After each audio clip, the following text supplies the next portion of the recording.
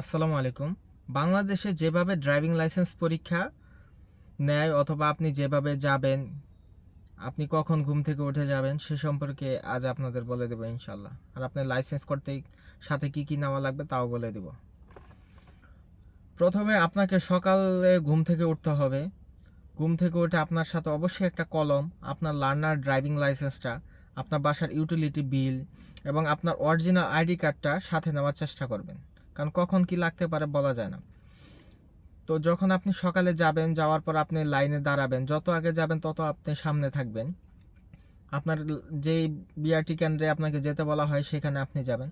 আপনি সেখানে গেলে প্রথমে আপনাকে লাইনে দাঁড়াতে হবে। লাইনে দাঁড়িয়ে যখন আপনার সিরিয়ালটা আসবে তখন আপনার ফিঙ্গারপ্রিন্ট নেওয়া হবে। আপনার ফিঙ্গারপ্রিন্ট দেওয়া শেষ হলে আপনার নাম্বার একটা ওটিপি যাবে, যেই নাম্বারটা দিয়ে আপনি রেজিস্ট্রেশন করেছেন। তারা ওই ওটিপিটা চাবে, তাই সিম কার্ডটি আপনার সঙ্গেই রাখবেন। আরেকটা হচ্ছে, যখন আপনার ফিঙ্গারপ্রিন্ট দেওয়া শেষ হবে তারা আপনাকে লিখিত পরীক্ষা দেওয়ার জন্য আরেকটা কক্ষে পাঠিয়ে দিবে। সেখানে লিখিত পরীক্ষা হওয়ার কিছুক্ষণ পরেই আপনার রেজাল্ট দিয়ে দেওয়া হবে।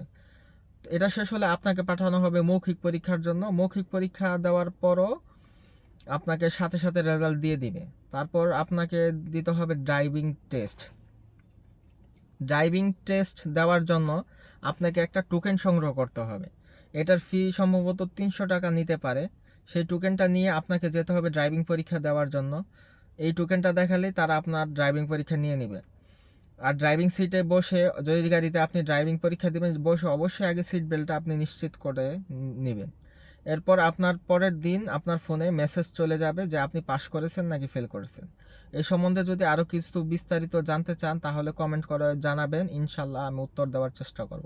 বাংলাদেশের ড্রাইভিং পরিস্থিতি যে কোনো প্রশ্ন থাকলে আমাকে জানাতে পারেন, আমি ইনশাল্লাহ জানা থাকলে আপনাদের উত্তর দেওয়ার চেষ্টা করব। দেখা হবে আগামী কোনো ভিডিওতে ইনশাল্লাহ। আল্লাহ হাফেজ।